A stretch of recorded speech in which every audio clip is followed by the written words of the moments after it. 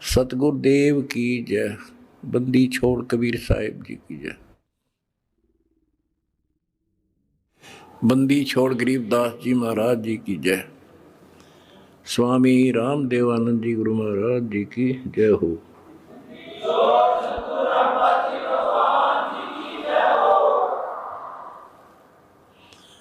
सत साहिब परमेश्वर कबीर जी की प्यारी संगत को, विश्व की सारी संगत को दास का आशीर्वाद है। परमात्मा आपको मोक्ष दे, सुखी रखे, काल कष्ट से आपकी रक्षा करे। परम पिता परमात्मा कबीर जी की असीम कृपा से बच्चों, आज हमारे अंदर अपने घर जाने की प्रबल प्रेरणा हुई है।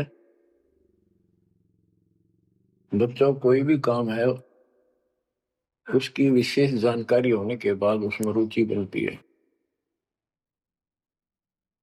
किसी प्रकार अब हमें पता चला है कि इस लोक में हम गलत स्थान पर रह रहे हैं,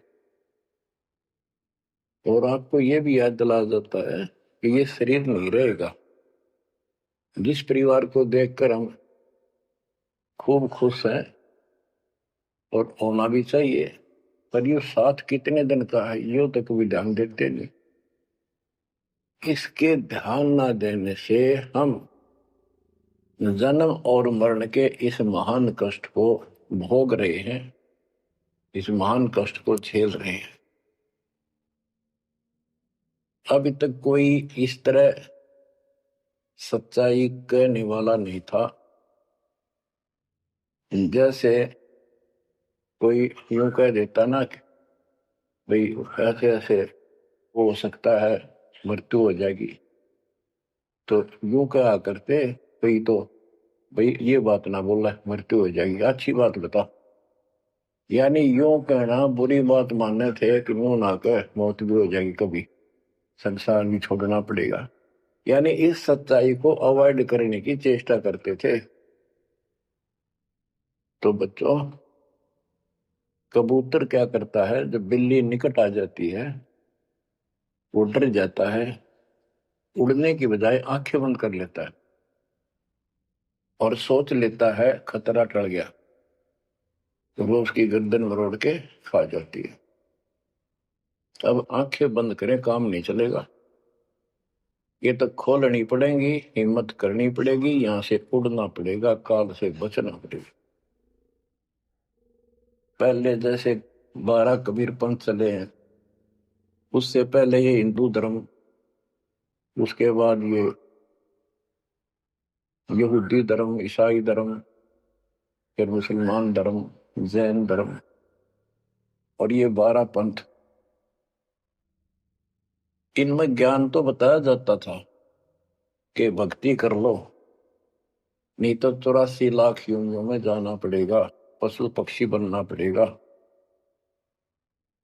और आत्मा डरती भी थी, भक्ति के लिए प्रेरित भी होती थी, लेकिन वो भक्ति शास्त्र विरुद्ध थी, शास्त्र में प्रमाणित नहीं थी, और वो ज्ञान भी शास्त्र प्रमाणित नहीं था। श्रीमद् भगवत गीता अध्याय 16 श्लोक 23 में स्पष्ट किया है कि शास्त्र विधि को त्याग कर जो अपनी मर्जी से मनमाना आचरण करते हैं अपनी इच्छा से, उनको न सुख होता है, न कोई सिद्धि प्राप्त होती है, और न ही उनकी गति होती है। या तो ये कहो कि गीता गलत और ये झूठे गुरु सच्चे, इनमें से एक को रिजेक्ट करना पड़ेगा। लेकिन गीता को कोई रिजेक्ट कर नहीं सकेगा, आखिर में इन झूठे गुरुओं को त्यागना पड़ेगा। बच्चों, परमात्मा के पाने के लिए, उस सुख को प्राप्त करने के लिए कितने कितने कष्ट झेले हम महापुरुषों ने। हमने भी उठाए, हम ऋषि बने, ऋषि बनकर कठिन साधनाएं की, जैसा लोक वेद दंत कथाएं सुना करते थे, उसके आधार पर सिद्धियां आ गई, सिद्धियां दिखा कर फिर प्रसिद्धि होगी। उस प्रसिद्धि के ऊपर हम प्रसिद्ध हो गए और खूब महर्षि प्रसिद्ध हो गए। अब पता चला वो प्रसिद्धि कैसी थी, जैसे आपको राबिया का प्रमाण बताया, 4 साल की ठीक साधना से ऐसे ऐसे चमत्कार भी हो गए, मक्का उठ के आ गया, लेकिन भविष्य जीरो हो गया उसका। सिर भी काट दिया, इतनी प्रेरित थी भगवान के प्रति, लेकिन नथिंग, कुछ नहीं हुआ। काम तो अब बनेगा जब बनवाया जाता है। गरीब ये जीवन सफल है, जब लग राम रटंत, देखोरी को जाने दे, भरम पड़े हैं पंथ। इस मनुष्य जीवन की सफलता उसी की है जो परमात्मा का भजन करते हैं, अन्यथा इसका कोई यूज नहीं। पशु पक्षी का भी ऐसा ही जीवन है, ऐसे ही कर्म वो करते हैं, खाना पीना, टट्टी जाना, बच्चे उत्पन्न करना, बच्चों के लिए फिर सारा दिन भटक के उनका पोषण करना, फिर मर जाना। ये कोई जीवन है? इस ज्ञान से आपके अंदर जो गलत प्रेरणा भरी हुई है वो काल द्वारा भरी गई है, बहुत प्रबल है, वो सामान्य नहीं है। अब जैसे किसी को बुखार हो जाता है तो उसके बस की बात नहीं वो नॉर्मल हो जा, तो उसके लिए औषधि की आवश्यकता पड़ती है, और जब नॉर्मल हो जाएगा फिर सारे काम ठीक करेगा। इसी प्रकार ये आपके बस की बात नहीं है जो आप जिस व्यवस्था में लग रहे हो। ये इस ज्ञान से, इस भक्ति से आपका ये अज्ञान हटेगा, ये जिससे प्रभावित हो बुखार हटेगा, फिर आपकी लगन अदब से बनेगी, अलग से बनेगी। अगर ये भाव नहीं बना तो क्या ये जीवन अच्छा है जो आप जी रहे हो? कोटि जन्म तन भर में दोगे कुछ नहीं हाथ लगा रहे, कुकर कुत्ता, सुकर सुअर, खर गधा, कौवा, बुगला, बता इन प्राणियों के शरीरों में असंख्यों बार कष्ट उठा लिया अपने को, असंख्यों बार, एक बार नहीं। तो क्या इस प्रोसीजर को जारी रखोगे? मेरी आत्मा तो मान नहीं रही कि आप इसको स्वीकार कर दोगे। और अब भी आपकी आंखें नहीं खुलेंगी और आपकी प्रेरणा नहीं बनेगी, तो फिर इंसान नहीं, पत्थर हो तुम, पत्थर। कोटि वर्ष करे संगत संतों की, पत्थर का दिल में क्या बीजे, चंदन बण में रंग ला दे, एक बांस बिटम भी ना सींचे। पत्थर को जल में डाल दे, कितने गहरे जल में डाल दे, कितने दिन डाले रखे, उसका कोई असर जल का नहीं होता। नहीं, जल से तो नरम होता है पदार्थ, बाहर निकालते उसको घिसा दे दूसरे पत्थर से, ज्यों का त्यों चिंगारी निकलेंगी। तो पत्थर जैसे प्राणियों को किसी चीज का असर नहीं होता। ये अमृतवाणी उन पुण्यात्माओं को झंझोड़ कर रख देंगी जिनकी आंखें काल में अज्ञान से बंद कर रखी है। उस परम पिता के घर जाने के लिए, सुख को प्राप्त करने के लिए, गरीबदास जी बताते हैं कि मंसूर मैसूर को हो गया शरीर फांसी प्रवेश, और जाके ऊपर एती नौबत बीती। कैसा है वो देश? उस परमात्मा के सुख को, सतलोक की प्राप्ति के लिए, उसकी प्राप्ति के लिए टुकड़े टुकड़े शरीर करा दिया मंसूर अली जी ने, पीछे नहीं हटा। तो गरीबदास जी कहते वो सुख कितना होगा जिसके लिए शरीर भी खत्म कर दिया, कोई नो प्रॉब्लम। और ये शरीर तो आपका रहेगा नहीं, गारंटीड है। इसलिए बार बार याद दिलाता हूं कि हमारे ऊपर नशा जबरदस्त कर रखा काल में। ये आपके बस की बात नहीं, ये तो ये एंटीबायोटिक आपको प्रेरित रखेंगे।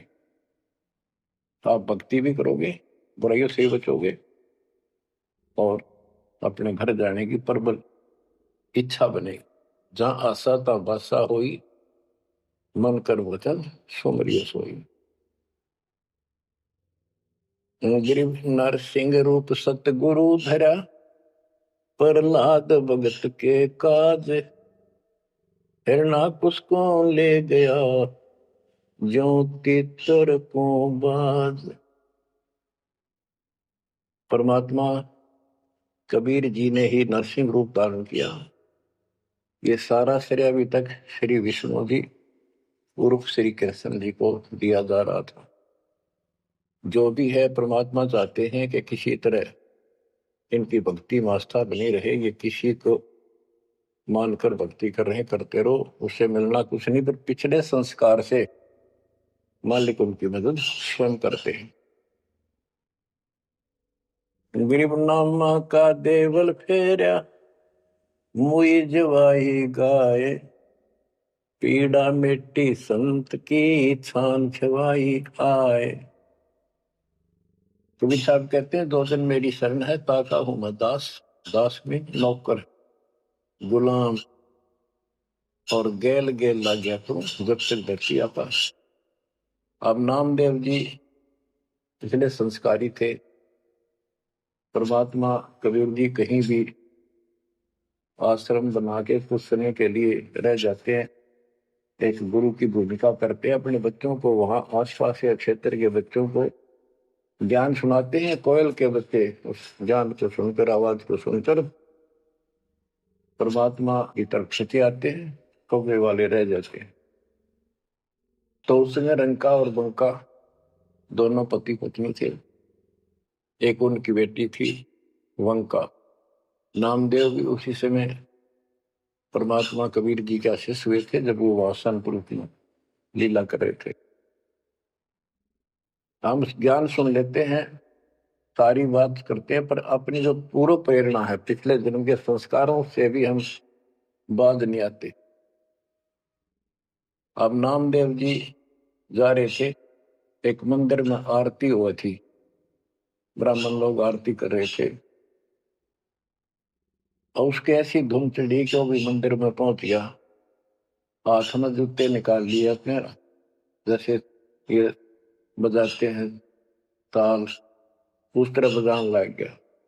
घंटी बजाते हैं और बजाता बजाता आरती में मगन होकर उनके ब्राह्मणों के बीच में पहुंच गया। यानी पत्थर की मूर्ति के सामने पहुंचना चाहा।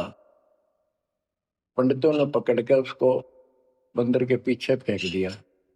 ये शूद्र छोटी जाति का समेत जूतों आ गया, हमारा धर्म भ्रष्ट कर दिया, हमारे भगवान को इसने रुष्ट कर दिया। वो तो फिर भी पड़ा पड़ा मन की आरती कर रहा था, लो लगी थी दाता में। तो परमात्मा उस मंदिर का मुंह नामदेव की तरफ कर दिया, और पंडित पिछली साइड में खड़े घंटी बजा रहे थे। आश्चर्यचकित हुए। तो एक दिन नामदेव रंका बंका के घर गया, तो उस दिन वंका लड़की, रंका और वंका जंगल में लकड़ियां लेने गए हुए थे। पीछे और लड़की अकेली थी, वो कोई पट्टी तैयार करे थी, जैसे किसी के चोट लग जाया करे, हल्दी वगैरह लगा कर। नामदेव बोला, बहन किसको क्या हो गया, किसको चोट लगी, किसके लिए पट्टी बना रही हो? वंशा बोली, रे नामदेव तो गुरु जी ने ज्यादा दुखी ना करा कर, तो भाई मर्यादा में नहीं रहता। वहां के जरूरत थी तेरे को जाने की मंदिर में? अपना मंदिर में जाना भगवान ने अलाउड थोड़ा कर रखा है। मानता नहीं तो तेरे लिए, तेरी इज्जत रखने के लिए गुरु जी तेरे मंदिर फेर गए थे, हाथा चोट लगी भाई, उनका पट्टी बांधे। नामदेव गया, देखा तो सचमुच गुरु जी के हाथों में चोट लगी हुई है, और वंका ने पट्टी बांधी। तो बच्चों, हम भक्ति भी करते हैं, पर अपने संस्कार फिर भी कोई न कोई अड़ाए रखते हैं। ये परमात्मा को परेशान करते हैं। अब आ गया है कति पीक टाइम, अब ये बात नहीं चलेगी। पहले तो चलो को रह गए, कोई बात ना, पैर पकड़ लिए भगवान ने। अब क्या फिसल गया पैर, तो पता नहीं कहाँ पड़ोगे जाकर। ऐसा अजब गजब का ज्ञान दे दिया, ऐसा समाधान आपको दे दिया, और ऐसे समय में मानो श्री मान जाए। तो आंखें खोल लो। गरीब नामा का देवल फेरा, मुई जवाई गाए, पीड़ा मिट्टी संत की, छान छवाई आए। अब जिसमें नामदेव जी ने मंदिर घुमा दिया, घुमाया तो मालिक ने था, लेकिन मालिक अपने नाम नहीं लेते। करा करावे साइया, मन में लहर उठा, दादू सदर जीव के आ बगल हो गया। उनकी महिमा ज्यादा होगी, मुसलमान धर्म के लोगों को दिक्कत हुई। उन्होंने राजा को कहा कि ऐसे ऐसे काफिर है, वो दुनिया को गुमराह करता है कि मुर्दे जिंदे कर देता है, मंदिर घुमा दिया, ऐसे कर दिया। राजा ने पकड़ के बुलाया और कहा ये गाय काट दी वहां पर, इसको जिंदा कर। जब जाने तो संत है, नहीं तो तेरी गर्दन यही काट दूंगा। कबीर साहब कहते हैं हम फिर वहां गए अपने बच्चे के लिए, और उस गाय को जीवित किया। जैसे पुराने समय में सब छान झोपड़ी डाला करते थे, हट घास ग्रास की, और वो साल भर में कंडम हो जाती थी, तो बारिश आने से पहले उनको फिर से या तो नहीं डालते थे या कुछ रिपेयर किया करते थे। नामदेव की माता जी ने कहा बेटा अपनी छान ठीक कर ले झोपड़ी, बारिश आने वाली है, मौसम निकट है। वो कहने लगा ठीक है माता जी, जाता हूं मैं जंगल से सरकंडे काट के लाता हूं, घास फूस। रास्ते में सत्संग हो रहा था, सत्संग सुनकर फिर वहां सेवा में लग गया। शाम होगी, वापस आ गया। उसकी माँ बोली बेटा ले निकल घास फूस। माँ ऐसे ऐसे सत्संग में चला गया, ध्यान नहीं रहा। अगले दिन फिर ऐसे ही। उसकी माँ बोली भाई देख ले, तो बारिश हो जाएगी, कुछ दिन सारे कपड़े भीजेंगे, अपने भीगेंगे, बहुत नुकसान हो जाएगा। अगले दिन भी ऐसे हुआ। तीसरे दिन उसने सोचा आधा सत्संग सुन लो और फिर जाऊंगा। आधा सत्संग सुनकर चल पड़ा। सत्संग तो फिर पूरा ही सुनना पड़ा उसने, फिर सेवा सेवा ना करी, अपना काम के लिए चल पड़ा। जल्दी जल्दी घास फूस काटने लगा, पैर में कुहाड़ी लगी, दांती लगी, और ज्यादा चोट लगी। पैर के पट्टी बांधी, अपना कपड़ा वही ले रखा तो पाड़ के चंदर। और उसी दिन परमात्मा ने नामदेव का रूप बनाया और खूब ये सरकंडे सिर पर धर के लाए, आकर छान बना दी और डाल दी। नामदेव शाम को लंगड़ाता लंगड़ाता पहुंचा। माँ बोली के लग गया बेटा? मैंने बताया माँ ऐसे ऐसे आज भी ना लड़ पाया मैं तो। माँ उस झोपड़ी से आगे पहुंच गई, बेटे को तकलीफ सी देख के क्या लग गया बेटे के। माँ माफ करिए आज भी नहीं सामान जान पाया मैं तो, वो ऐसे ऐसे बन गई मेरे साथ। कोशिश करूँ था जल्दी जल्दी काटूं, माँ दुख पाओगी। मेरे तो पैर में कुहाड़ी लगी है, दांती लगी, चोट लगी, और चला भी नहीं जाता। माँ ठीक होती बनाऊंगा झोपड़ी। उसकी माँ उसके मुंह की तरफ देखे और कहा बेटा क्या बोल रहा है तू अभी तो आया था झोपड़ी खुद बना के गया, बेटा क्या कह रहे हो, ये चोट कब लगी तेरे? नामदेव निकट आया, देखा ताकि झोपड़ी बना रखी है गजब के सरकंडे लाके। ऐसे तो आसपास की तो थे भी कोनी, ऐसा घास फूस। नामदेव खूब रोया बैठे। माँ भगवान थे, परमात्मा थे वो तो बच्चों जो दिन मेरी शरण है ताका हूं मैं दास, गेल गेल लग गया जब तक धरती आकाश। ये किसी जन्म में भक्ति खूब करी थी जैसे इस युग में, और इस युग के फिसले हुए भक्ति गजब की रहती है, क्योंकि यह साधना शास्त्र में हुआ है। मोक्ष ना होता तब तक परमात्मा इनके साथ रहे, इनसे चमत्कार भी होते रहते, नाम भी हो जाता, पर काम तो ना बना, मोक्ष तो ना हो। तो ये जो ज्ञान आपको सुना जा रहा है, ये हर पहलू पर आपको सतर्क किया जा रहा है बच्चों। या तो इस भक्ति ने छोड़ दो, रिया कति दृढ़ हो जाओ, कमर कस लो, अब के पीछा छुटवाना है। ये लल्लो पत्तो बहुत होली, केवल हम सुख मांगते हैं, धन मांगते हैं, बेटा ना तो बेटा मांगते हैं, और धन संपत्ति मांगते हैं। ये तो बिना मांगे दे देगा, जब दिल डट गया आपका, दृढ़ रहे तो कोई भी काम है दृढ़ता के साथ होता है। कबीर साहब कहते हैं, कबीर धीरे धीरे रे मना, धीरे सब कुछ हो, माली सींचे सौ गुणा, फिर तो है फलो।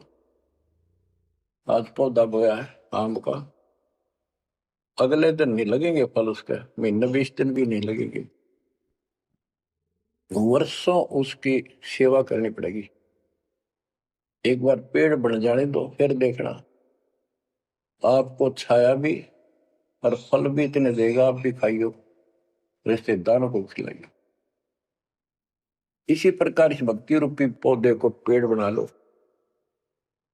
दास देख रहा है, दास ने शुरुआत जब की थी, उनकी क्या स्थिति थी मेरे भक्तों की, वो डटे रहे, टिके रहे, आज हर तरह से उबारा है, संसार से न्यारा है, और मोक्ष मिलेगा, जो जन्म मरण का कोड कटेगा। गरीब कबीर के सो बंजारा हुआ, आप भक्ति के हेत कंकर बोई जान के, धना भगत के खेत। धन्ना भगत जी बहुत जबरदस्त भगत थे, बहुत जबरदस्त लगन लगी हुई थी उनकी। दया भाव संत में होती है। बारिश हुई, सभी किसान ज्वार बीजने चल पड़े, और तन्ना की पत्नी ने भी ज्वार दे दी 5 किलो, पहले खेत में बो के आओ। भगत जा रहा था बैल लेकर के, हल लेकर के, रास्ते में 4-5 भगत भूखे बैठे थे।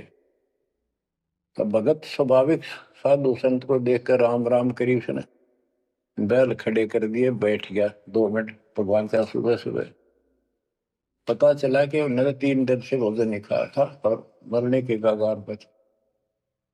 कहने लगे, भगत हम तो मृत्यु के निकट हैं, कहीं भोजन नहीं मिला, क्योंकि रेगिस्तान राजस्थान या भी पहले सारी स्थिति ऐसी थी नहीं बढ़िया वाली जनता की। बारिश हो गया तो फसल होगी, ना तो भूखे मरा करते। तो भगत जी ने सारे के सारे ज्वार रख दी उसके उनके आगे, बीज, वो मरे थे भूखे, सारी खा गई।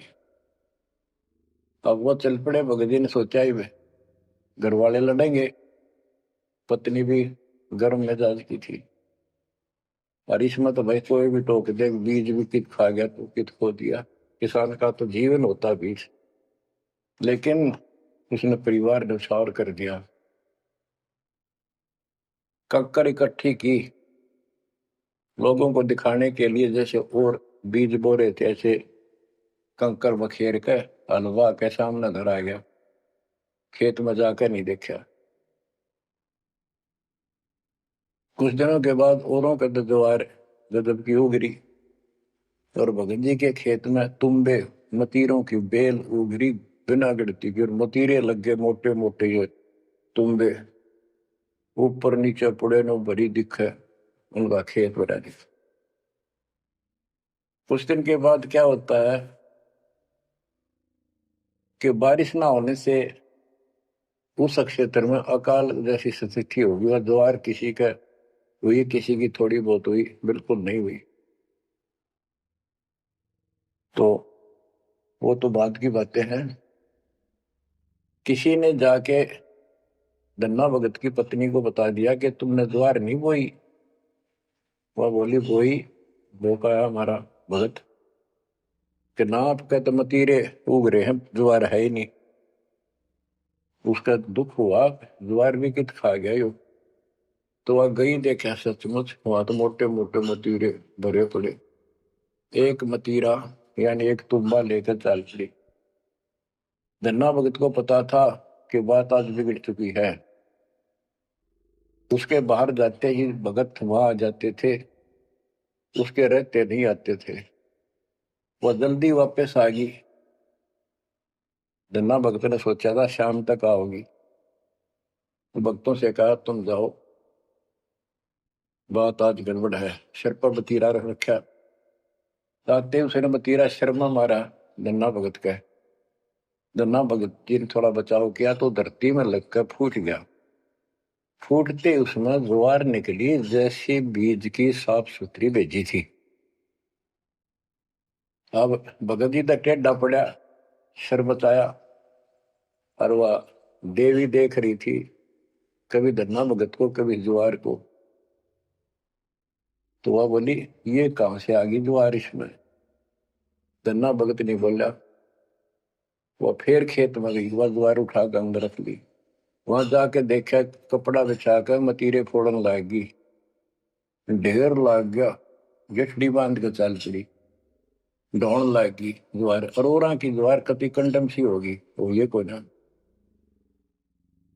खड़ी तो रही पर उसमें बीज नहीं बढ़ा, सूखी सूखी सी खड़ी। अब वह 5-6 गठड़ी ले आई भर भर का। भगत बोला जितनी अपनी होनी चाहिए थी ना तेरे खेत में उतनी रखना, ज्यादा ना लेना भगतमती ने। बोली तू तो ऐसे करा कर, भगवान ने दी है सारी लाऊंगी। वो गठड़ी भर का चाली, जब उसका कोटा पूरा हो लिया वहां तक तब बोझ मरती आई बाहर खूब लग गया। उतारी तो सारा फूस बना पाया। एक फेर लाई वो भी नहीं हो गया। हार के बैठ गई। फिर धन्ना भगत के खेत में तुम्बों से द्वार निकला, गांव इकट्ठा हो गया। भगत बोला भाई अपनी बांट लो थोड़ी थोड़ी, तुम सारे भूखे मर तो बच जाएगा गाँव। तो सब ने अपने हिसाब का थोड़ा थोड़ा ले लिया और फिर भी उबर दी रहेगी। बच्चों ये बातें कोई बनावटी नहीं है।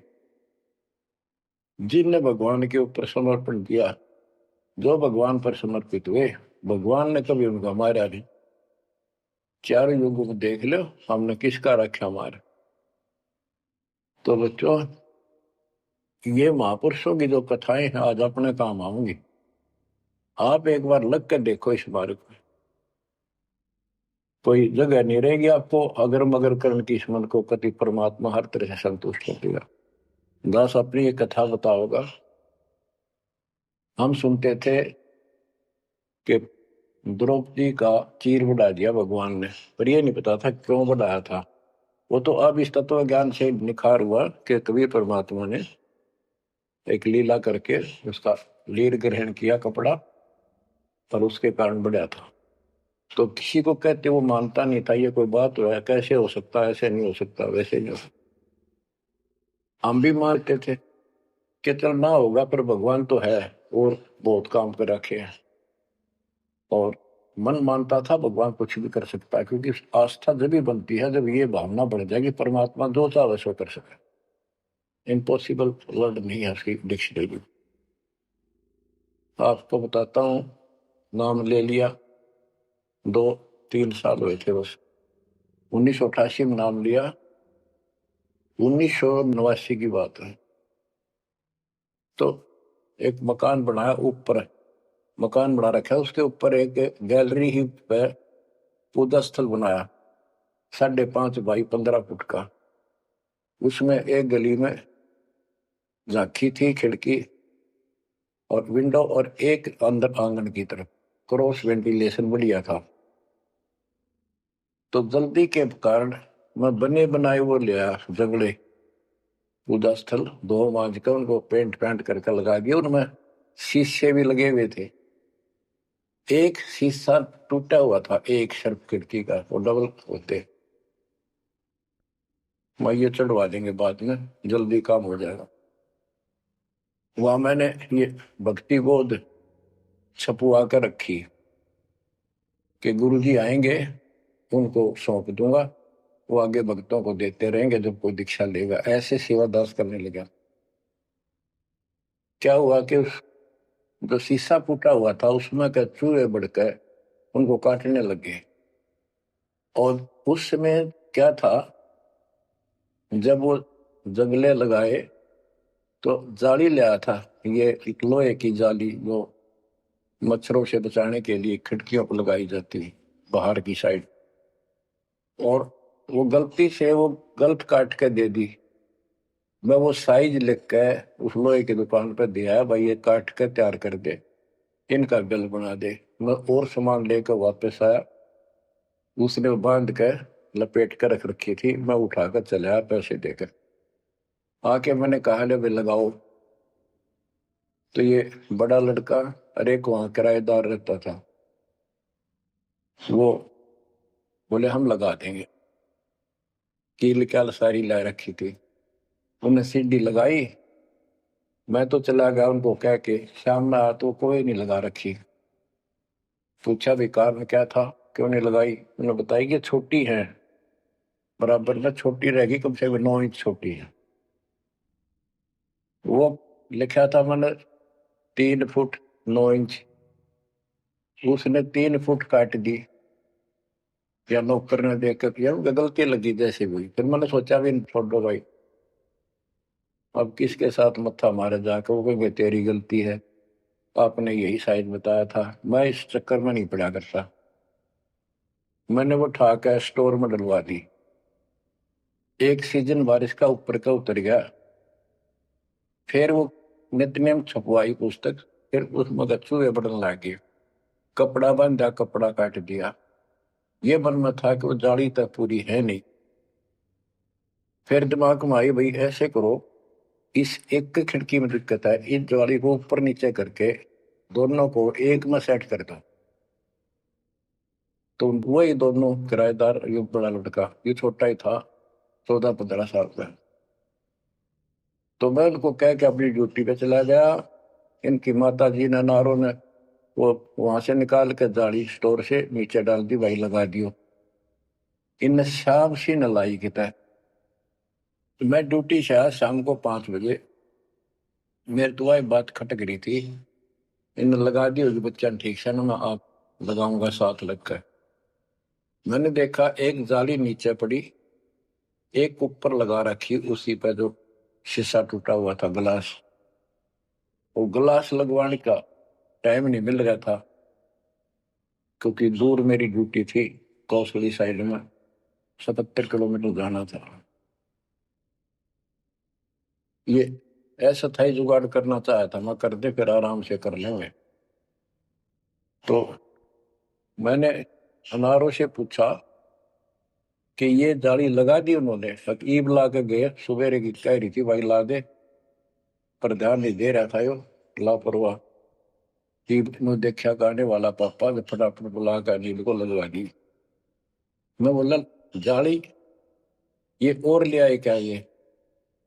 बोला नहीं और तो नहीं है, ये तो वही है जो ऊपर डाल रखी थी स्टोर में। मन ने ये सुबह आपके दादा इनको कह दी कि भाई ये रखी, लाओ जब